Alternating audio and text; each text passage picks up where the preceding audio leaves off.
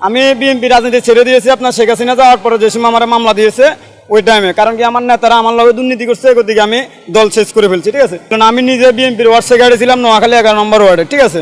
তখন আমি কোনো দল করি না, তবে কিন্তু আওয়ামী লীগের সাপোর্ট করি, কারণ কি যে জায়গাতে আওয়ামী লীগ রানিং ক্ষমতা থাকতে আমি আপনার আমার এলাকাতে আমি বিএনপির ওয়ার্ড সেক্রেটারি করে গেছি। আপনার কেউ আমার পুরো এলাকার ভিতরে সবাই আওয়ামী লীগ ছিল, কেউ আমারে বেটু দেয় না, নাহলে তুমি যাইবে না, এ করবে না, সে করবে না। আর আপনার আওয়ামী লীগ সরকার পরিবর্তনের সাথে সাথে কিন্তু আমাদের যে জায়গাতে আমাদের উপর উঠার কথা ওই জায়গাতে আমাদেরকে জেলের ভিতরে ঢুকাইছে আমাদের নেতা কর্মীরা। তো এই গতিকে আর কি বলবো, ওইটা আমি উচিত কথা বললে কি আমি আপনার বলি এখনো উচিত কথা বলা যায় না।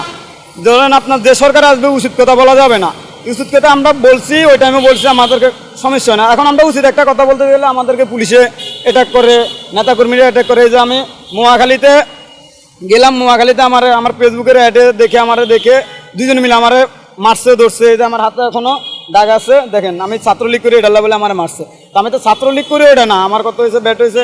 রাজনীতি তো আর মারামারি না, ঠিক আছে। রাজনীতি ওরা এখন যেভাবে করতেছে এভাবে তো ধরেন বেগম খালেদা জিয়া দেশ চলাইছে, জিয়া রহমানের দেশ চলাইছে, তাদের মতন তো রাজনীতি এখন কেউ করতে পারবে না।